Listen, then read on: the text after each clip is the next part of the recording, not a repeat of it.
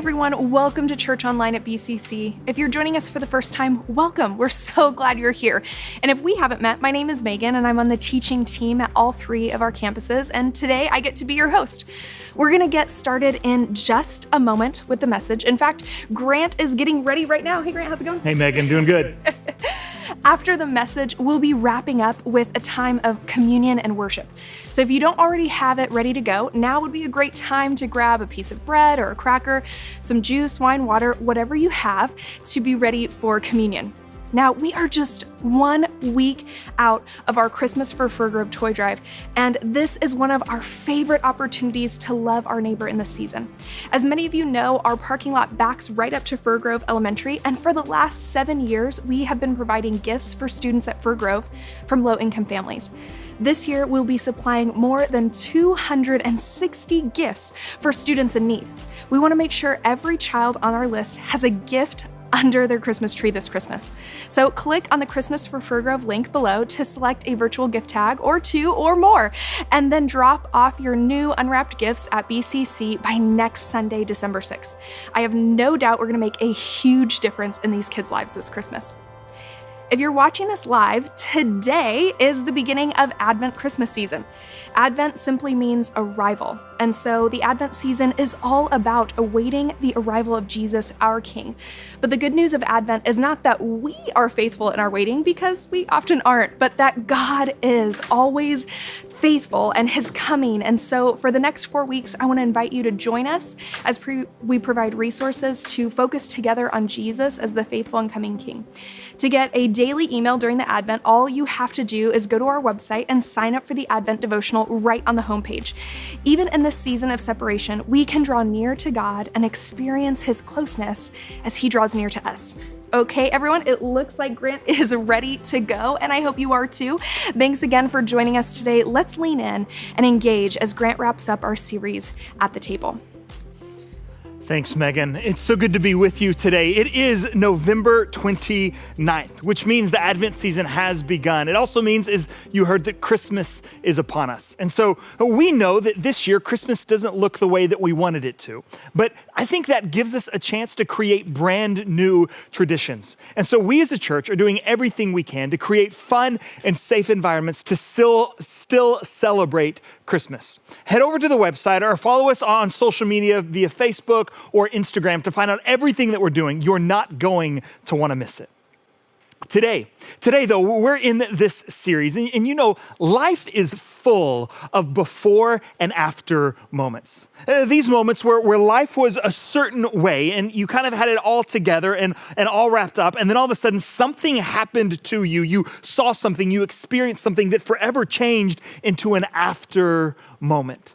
Your life was never the same. You couldn't unsee what you had just seen. You couldn't unhear what you just heard. You know, sometimes these are humorous. Sometimes they're kind of fun. I came across one of those articles recently that was like 20 things I read on Twitter today that forever changed my life. And I just thought they were great. One of them was this: if you had one lasagna and you put it on another lasagna, you'd still only have one lasagna, which makes total sense for me. I can't believe I'd never thought of that. Or how about this one?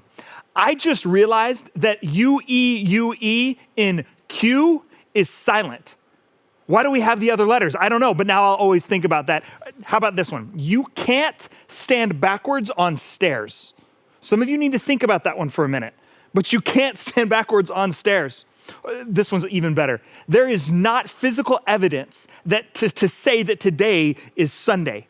We are just all trusting that someone kept count since the first time that it happened. So I don't really know what day of the week it is, which kind of just sounds like 2020 to me. But apparently it's always been that way. Oh, this was my favorite one though. Some of you see the picture of this map and you want to get into a debate of whether it's a flat earth or a round earth. And what you're all missing, which I can now see because once you see it, you can't unsee it, is that it's really just a cat playing with Australia. Right? Like, how good is that? Like, you're never not going to be able to see that. Anytime you see a map now, you're going to think cat playing with Australia, because there's some things that once you've experienced them, you just can't not experience them again. But other things that are before and afters, well, they're more corporate. There are things that happen to every single one of us, and we all change as a result of them. You can think JFK or Martin Luther King's assassinations were these moments in history that changed us. And 9/11, things have never been the same. We talk about a post 9/11 and a pre 9/11 world, right? Then we've got the entire year that is 2020. You maybe have already forgotten this, but it was January when Kobe Bryant died in a helicopter crash. And I remember where I was at when I heard that news, and it changed everything. It changed the world that was around us. I can think of even then when the pandemic hit and everything that was going on and everything that was happening there. And in the midst of that, we had George Floyd's death, which then forever changed the way we as a culture and a society think about things. You see, there's things that happen corporately to us that we have to stop and think about. But then there's the personal. There's the personal things that the before and afters that were never the same. Now, some of these are fun. Some of the before and afters are fun, like you finally land your dream job, the thing that you've always wanted, or the birth of a child or a grandchild, the wedding of someone in your family or that's close to you, maybe even yours, a graduation, a ceremony. These are things that we change in the midst of, but the thing is, psychology would tell us the happy things we don't change too much through. They're experiences that we have, but they fade over time. What really changes us in before and afters are the difficult things of life. The things that we wish we could forget, but we can't. It's the moment that you lost the business you'd worked your entire life to build. It's the moment that you got the diagnosis for the third or the fourth time, and this time you don't know that the treatment's gonna work. It's the moment when you get the call as a parent that you were never supposed to get, and everything changed. It was Christmas Day. Christmas Day, 2010. When my wife and I had a miscarriage. Not a Christmas goes by that I don't think about that. Oh, yeah, the pain of it isn't what it used to be. But as you can see, it still moves me in ways that I can't explain, because it's these moments of pain, it's these moments of grief that we actually learn who we are, that carry us through, and we learn more about who God is in the midst of those. They're the defining moments, because grief is never over. It just gets less intense. This time of year, for so many of you, that emotion intensifies. Because what happens is you just experienced Thanksgiving and you had this great holiday, but maybe this is the first year that you didn't have that loved one there. Or you're about to experience Christmas, and as you go into the holiday season, you see that yes, all is bright, but there's also this current inside of you that you can't ignore because things are just different this year. It's why we've titled this message, the final one in this series, Missing at the Table. Because for many of us, we need to just sort of pause for a moment this time of year and sort of walk through and go through and admit that there is grief that we have. You know, we've all experienced grief in different ways. It's a universal truth. It's an unavoidable fact of life. Grief leaves no one unaffected. Now, I don't know why they chose me to teach the grief sermon. As you can tell, like I wear my emotions like right here. And so I've already cried once. You can jump in the chat right now and do over under on like, I'm thinking I'm going to cry at least 2 more times, okay? Like it's just going to happen because grief happens to every single one of us. The shock and the disbelief of it. Maybe you're familiar with what they call the 5 stages of grief, right? First, there's denial. Denial is that moment where the shock and disbelief that you can't even believe it happened. You don't want to admit that it happened. And then there's anger, where you begin to get mad because you've lost someone and they're no longer with you. And then there's bargaining, all the what ifs and the regrets that we go through and that we wrestle with in those moments. Then there's depression that can begin to set in, or the sadness from the loss begins to overwhelm us. And then finally, there's acceptance. Acceptance, where we acknowledge the reality of the loss. It doesn't mean that we're okay with the loss. We've just learned to accept it. This plays out when we lose a loved one, but it plays out in everyday life as well.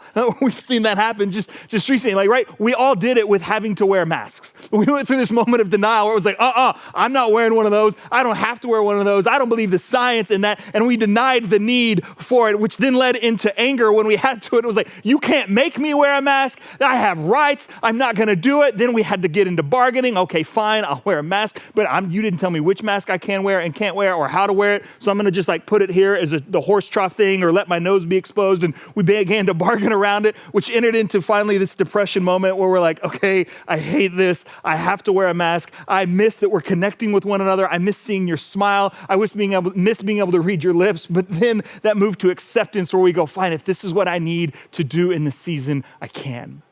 You see, we do it with silly things like masks, which then if you extrapolate that out, it makes sense that we do that with big things like the loss of a loved one.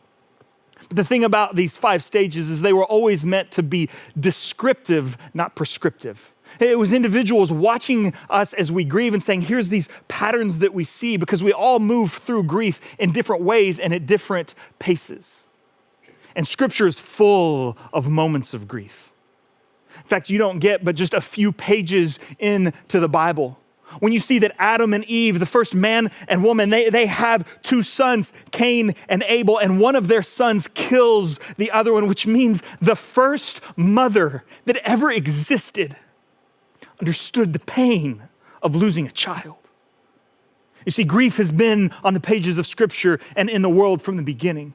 And then you move a little bit further and you see this guy named Abraham, who God calls him out of Ur into a region that he doesn't tell him yet. And as Abraham is going, he has to grieve the loss of everything that he had known, all of his ancestry, all of his heritage, to go to something else. And even though God called him, he was still called to grieve as he went. Then you've got Moses, who is called back to the land of Egypt to deliver the Israelites out of slavery. And he goes there, and as he brings them out, there's this moment where he looks to the people, and here's what he says.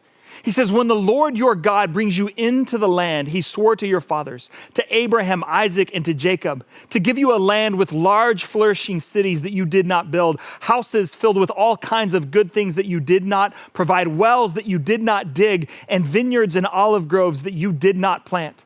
Then when you eat and are satisfied, be careful.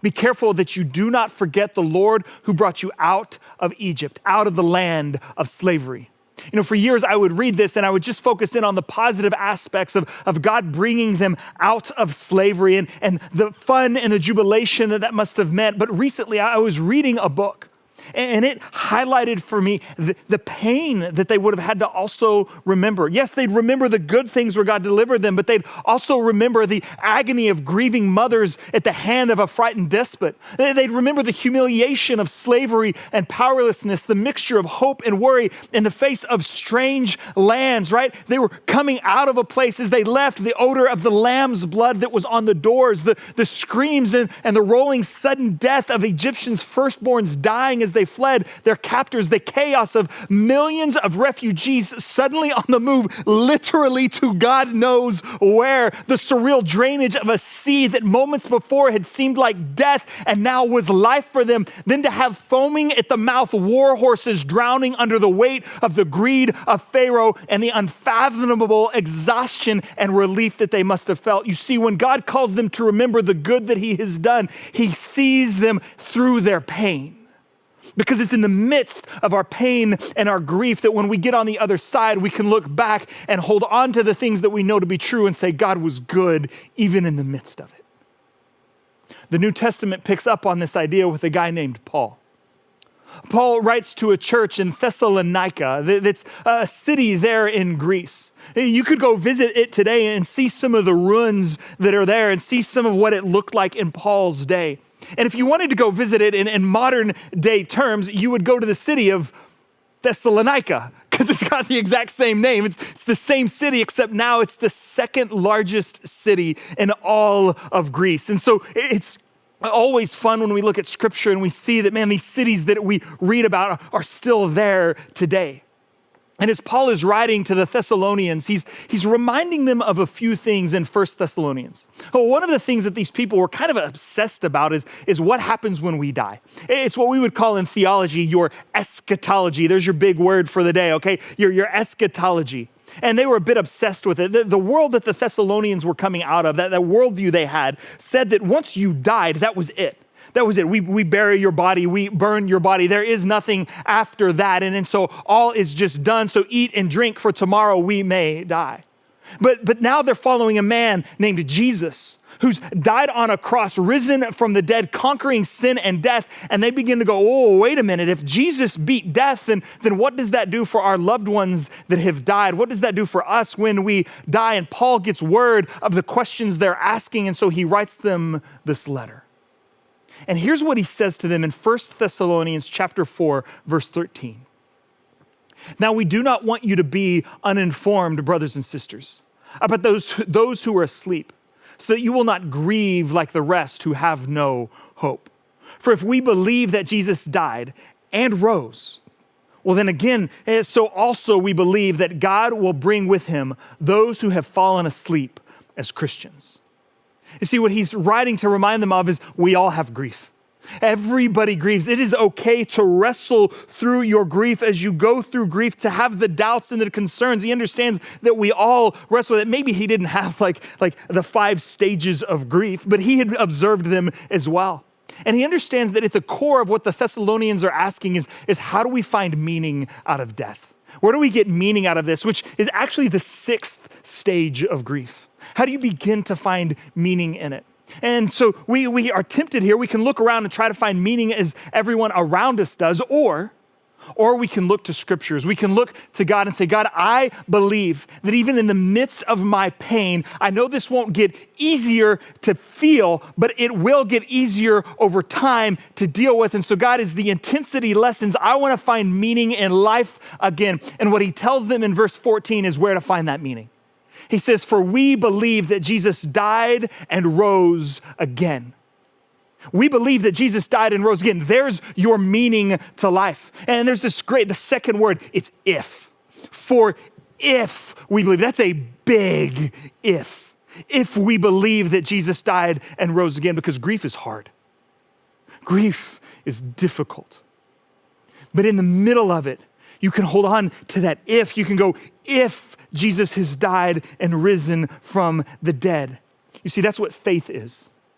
Faith is being certain of what we hope for and sure of what we do not see. And in the midst of whatever you're going through, whatever you are grieving right now, in the midst of that, you can hold on to the faith of Jesus Christ, crucified and risen from the dead. You can go forward, and in other words, you can grieve as you go. This is what Abram did. Abraham, he had to leave his land, and as he went, he grieved as he was going. Moses, they're coming out of that land, and they're grieving as they're going, because life doesn't stop. It keeps moving forward. But if we believe that Jesus died and rose again, then we can keep going. You see, if you want to know what kind of faith you have, go through something hard. Life tests our belief. It's easy to say that I believe in something, but when the hard knocks of life happen, those are the moments that really test what I believe. They make my faith real because they cut to my core in the darkness of the night, and I have to cry out to God and say, God, I want to remove the if. I believe that you are there. I believe what you say is true, but you know what I love? I love that Paul keeps the if in there because he gives room for my doubt in the darkest moments.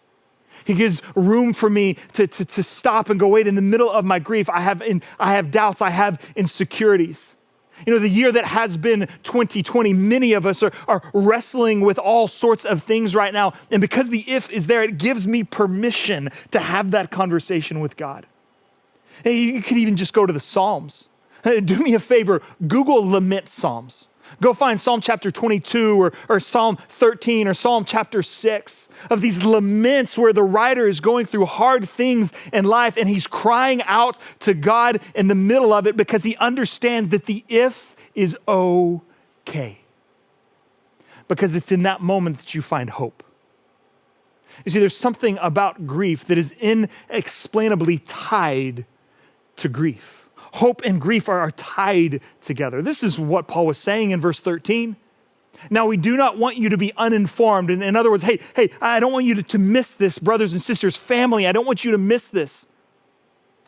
That there are those who are asleep. There are those that have died. But you do not grieve like the rest of the world who has no hope. You see, before he gets to the resurrection of Jesus, he ties grief and hope together. And let me define hope for a minute. Hope is very different than wishing or wanting for something. So often when we use the word hope, what we mean is like I'm wishing for something in the future. I'm optimistic about something happening. That's not biblical hope. Maybe I could put it this way. When I was a kid, I wanted to be an astronaut. It was a dream of mine. I even got a book that I would read as a kid. My mom saved it all these years. You could come to my house and read it about astronauts.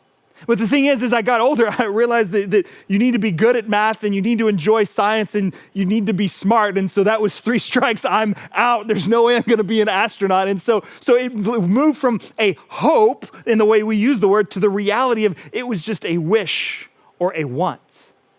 It wasn't a hope because it wasn't in anything that was absolutely secure. If you're in the middle of grief, there's all sorts of things that we wish and that we want. I wish that it never happened. I want to wake up and this not be the case anymore.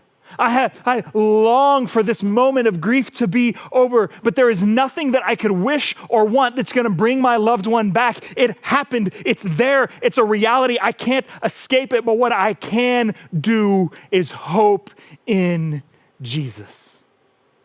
I can put my faith and my hope in him. That's why there is such a big if in verse 14.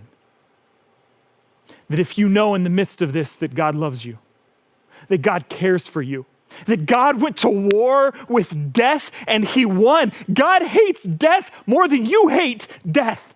The pain that you're going through, he knows because his son went and died on a cross. He grieves with you. He empathizes with you, but he knows that he's conquered it. So there is hope. There is hope. There is hope because the resurrection is true. That's why the if is there, because God is with us.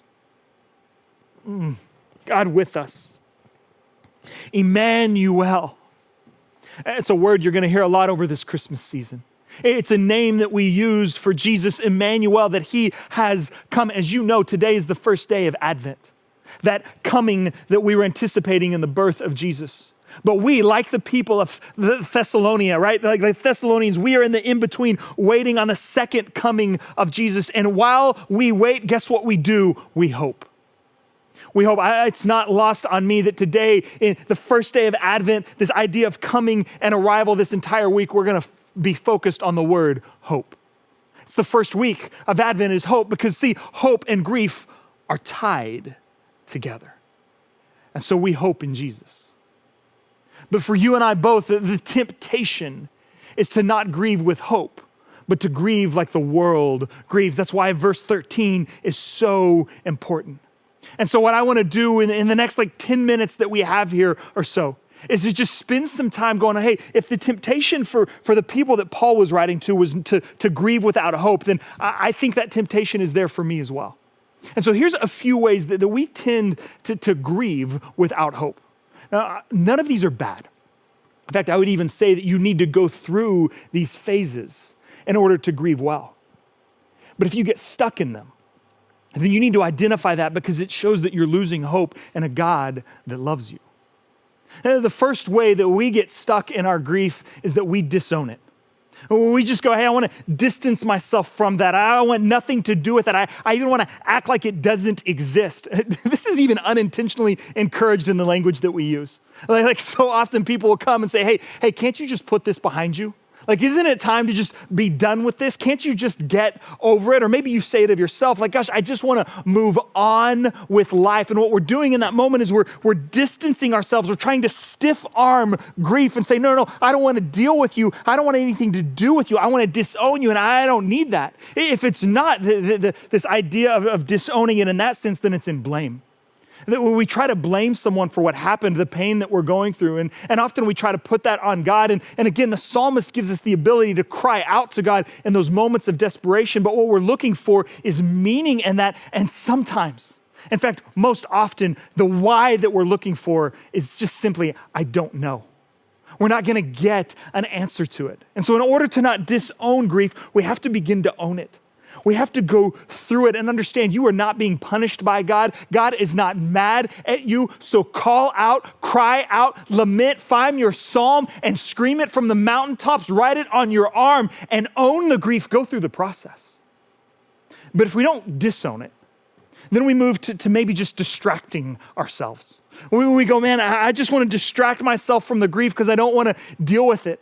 This starts with the funeral arrangements, which again are a good thing to do. It's something we need to do, but it's an immediate distraction.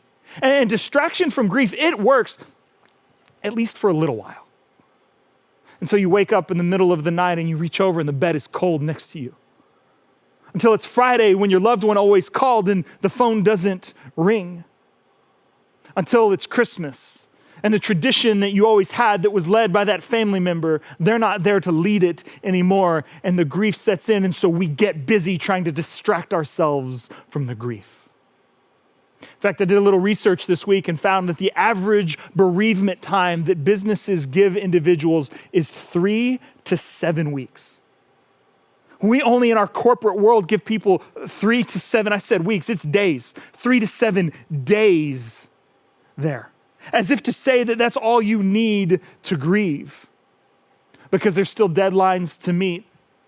There's still things that need to be closed on. There's still money to make, and the rest of the world is moving forward when you're still stuck in your grief. And so we distract ourselves from it. Again, this isn't all bad. Some distraction is good. It's part of helping us cope and go through grief. But it's bad when we distract ourselves to the point of never going through it. Then there's the third one, which is devour. You see, sometimes grief begins to define us. It becomes paralyzing and all-consuming. In the beginning, that's absolutely how grief is. It feels so overwhelming, and that's okay. But as life moves, you should move through your grief as well. It shouldn't become an all-consuming thing that devours you. Again, in research for this, I was reading a book on grief. It's written by a guy that's a grief counselor.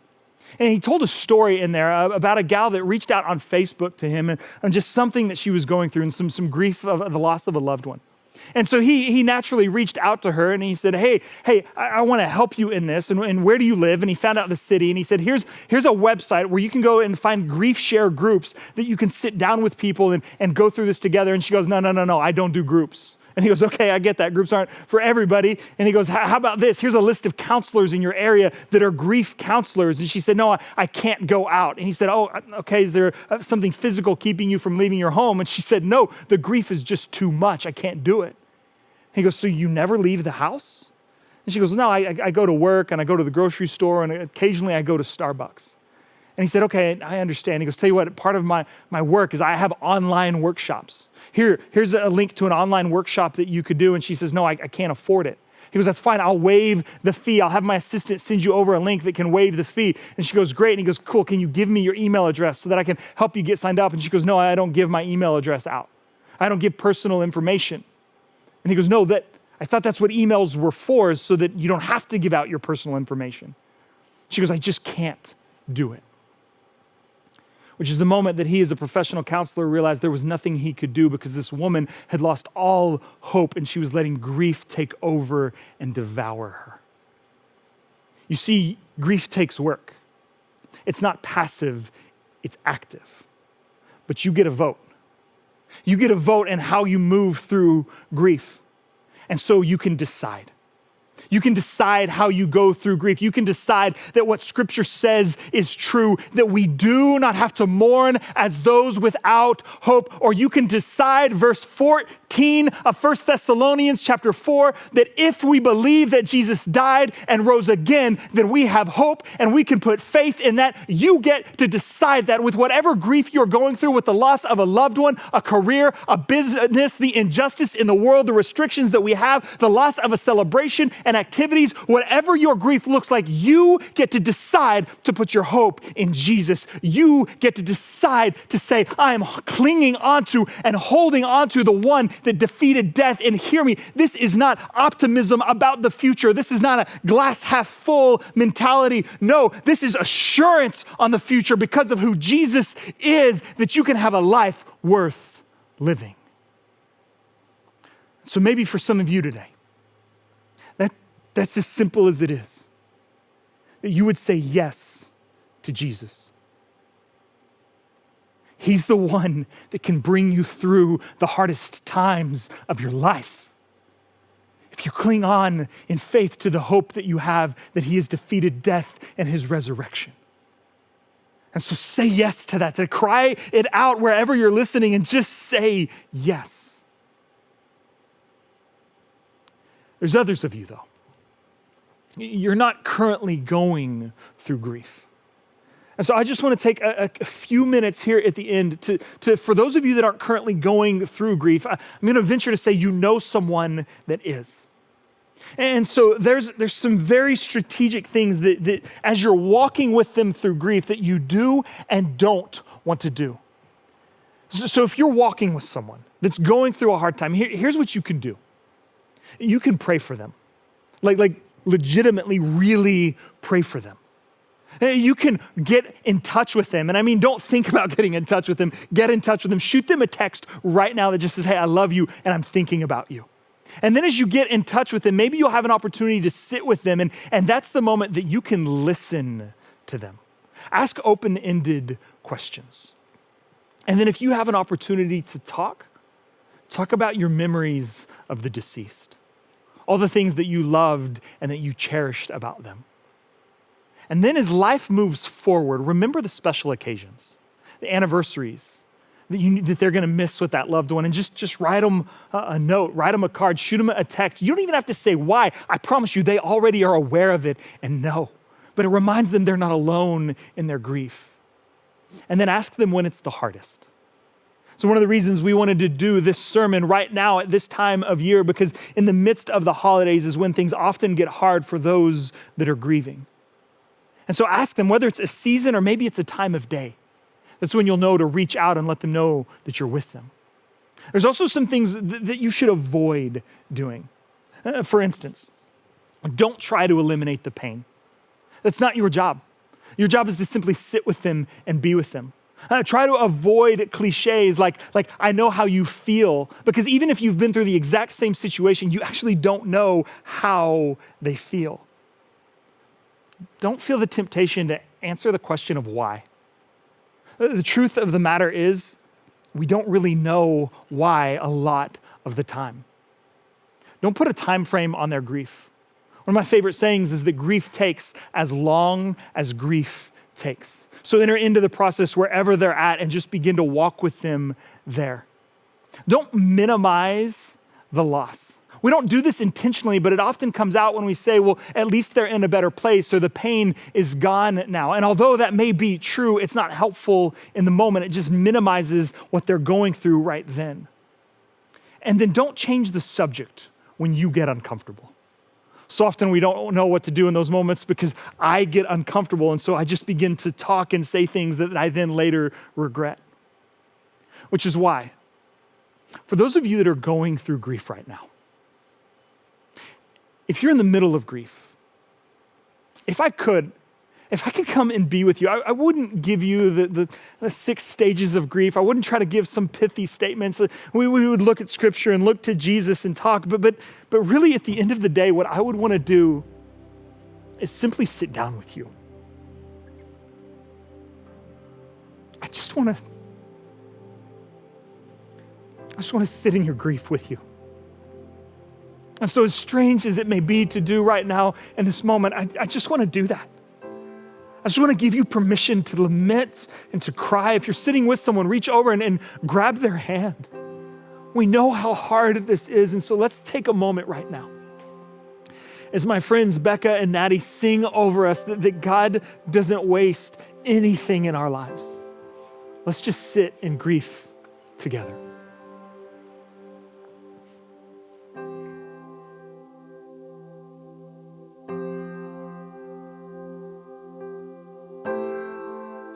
darkest of nights, when the quiet is deafening,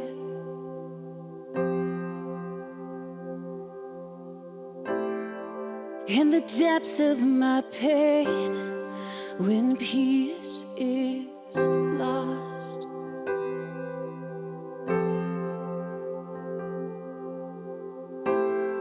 In the lowest of valleys, when fear takes hold of me,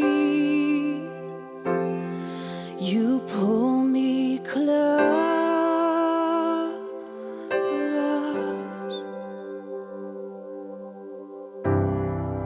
'Cause you don't waste the heartache, you don't waste the pain.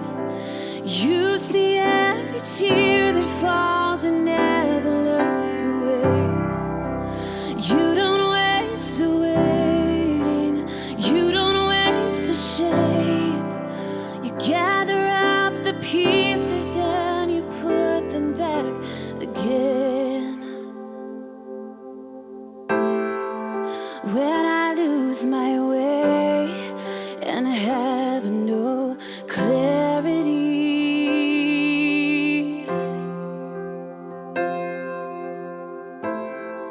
when faith has failed and I can't see,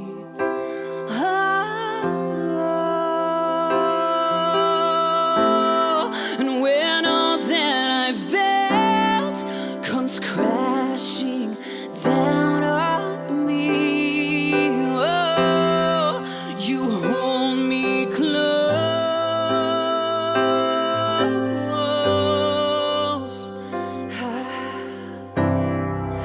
'Cause you don't waste the heartache, you don't waste the pain, and you see every tear that falls and never look away.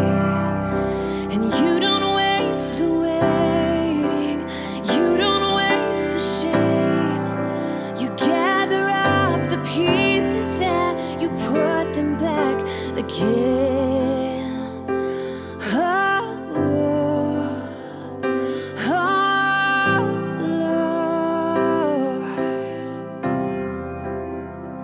Step by step, day by day, through the scars you make a way. Brick by brick, piece by piece, you're rebuilding all of me. Step by step, day by day, through the scars you make a way.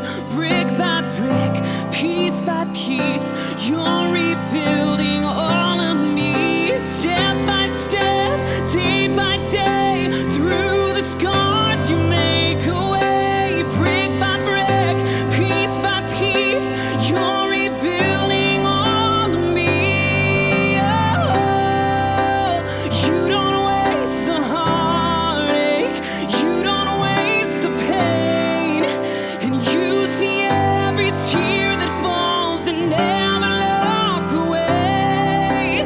You don't waste the waiting, you don't waste the shame.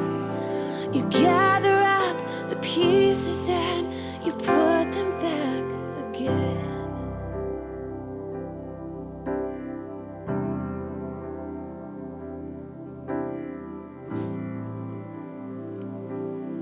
As I sat there,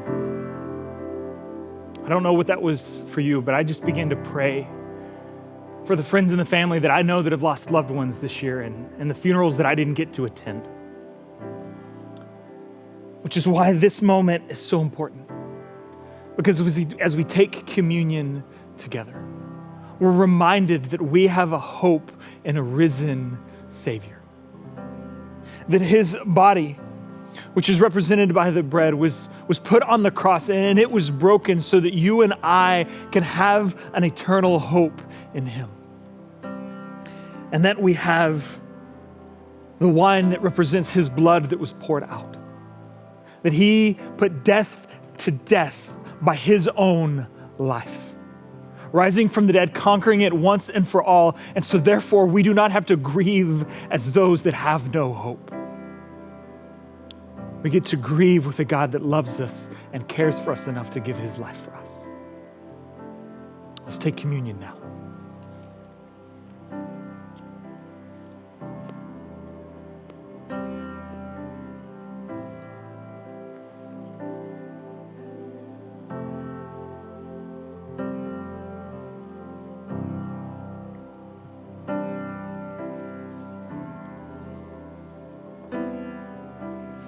Thanks for joining us as we launch this Advent season. We hope that you'll engage with the different Advent devotionals that we're offering during this time. Next week, we're going to be starting a brand new series at our church. You're not going to want to miss it as we kick off an amazing Christmas season. We'll see you next week.